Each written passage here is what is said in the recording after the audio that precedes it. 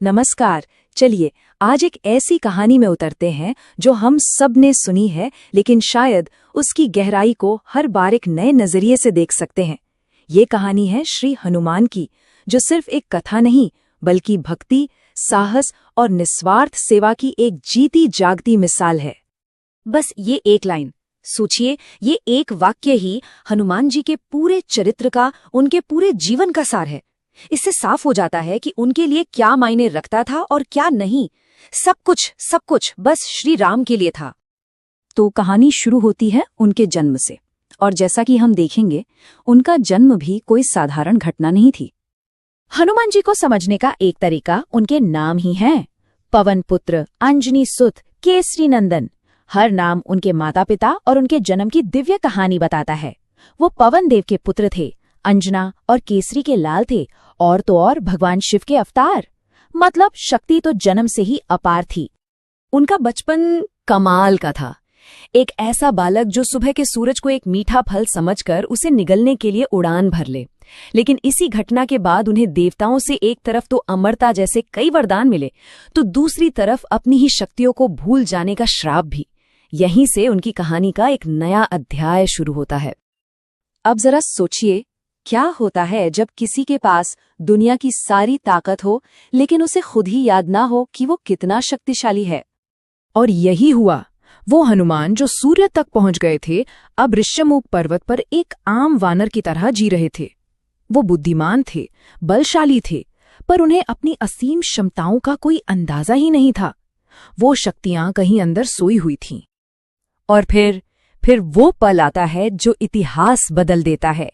एक ऐसी मुलाकात जो हनुमान के जीवन को उसका सबसे बड़ा उद्देश्य देने वाली थी। तो सीन कुछ ऐसा था। श्री राम और लक्ष्मण अपनी पत्नी और भाभी सीता जी की खोज में भटक रहे हैं। दूसरी तरफ वानर राजा सुग्रीव अपने भाई बाली के डर से छिपे हुए हैं।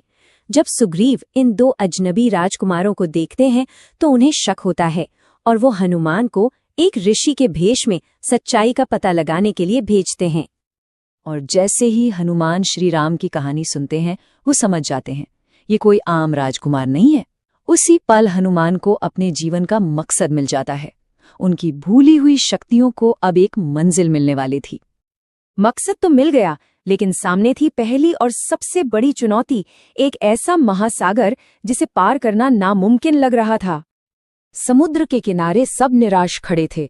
वानर सेना के सामने 100 योजन का विशाल सागर था। लंका जाना था, पर कैसे? कौन था जो इस असंभव काम को कर सकता था?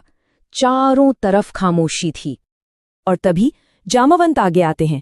वो हनुमान को याद दिलाते हैं कि वो कौन है। हनुमान, तुम पवन पुत्र हो, तुम शिव के अंश हो, तुम अपनी शक्तियां भूल गए हो। ये दिखाता है कि कभी कभी हमें किसी और की जरूरत पड़ती है जो हमें हमारी असली ताकत का एहसास कराए। और बस जामवंत के शब्द सुनते ही हनुमान को सब याद आ गया। उन्होंने अपना आकार बढ़ाया, जय श्री राम का नारा लगाया और एक ही छलांग में उस विशाल सागर के ऊपर उड़ चले।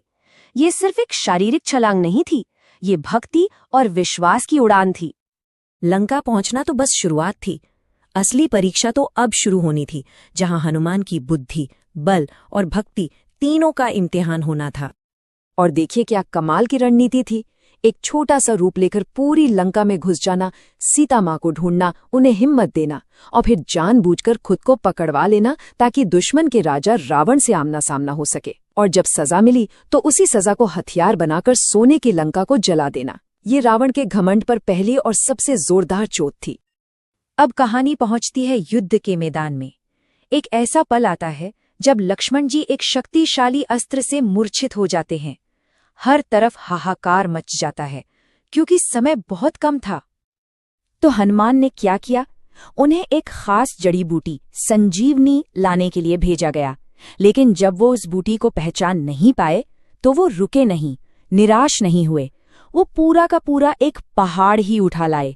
ये जो स्क्रीन पर एक नंबर दिख रहा है, वो उसी एक पर्वत का प्रतीक है। ये बताता है कि हनुमान के लिए कोई भी काम असंभव नहीं था।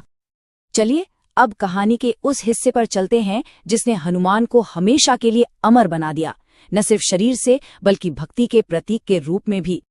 युद्ध जीतने के बाद माँ सीता ने खुश होकर हनुमान को एक कीमती हार दिया, लेकिन हनुमान ने क्या किया? वो उस हार के एक एक मोती को तोड़कर उसमें कुछ ढूंढने लगे। जब पूछा गया तो उन्होंने कहा, मैं इसमें राम का नाम खोज रहा हूँ। जब किसी ने उनकी भक्ति पर सवाल उठाया तो उन्होंने कोई तर्क नहीं दिया, उन्होंने कोई सफाई नहीं दी। उन्होंने कुछ ऐसा किया जो भक्ति की सारी परिभाषाओं से परे था।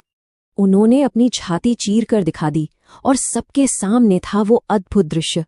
उनके हृदय में स्वयं श्री राम और माँ सीता विराजमान थे। उनकी भक्ति सिर्फ बाहर नहीं थी, वो उनके रोम रोम में, उनकी हर सांस में बसी थी। तो हनुमान की इस पूरी गाथा से हमें क्या सीख मिलती है? यही कि असली ताकत बड़े शरीर या शक्तियों में नहीं, बल्कि निस्वार्थ सेवा और विनम्रता में है। यही वजह है कि उन्हें चिरंजीवी माना जाता है और आज भी युगों बाद उनकी कहानी हमें प्रेरणा देती है। तो हम इस चर्चा को इसी एक गहरे सवाल के साथ खत्म करते हैं। इसका क्या मतलब होता है जब असीम शक्ति को कोई स्वार्थ नहीं बल्कि निस्वार्थ भक्ति का एक उद्देश्य मिल जाता है? इसका जवाब ही शायद हनुमान है। इस पर सोचिएगा जरूर।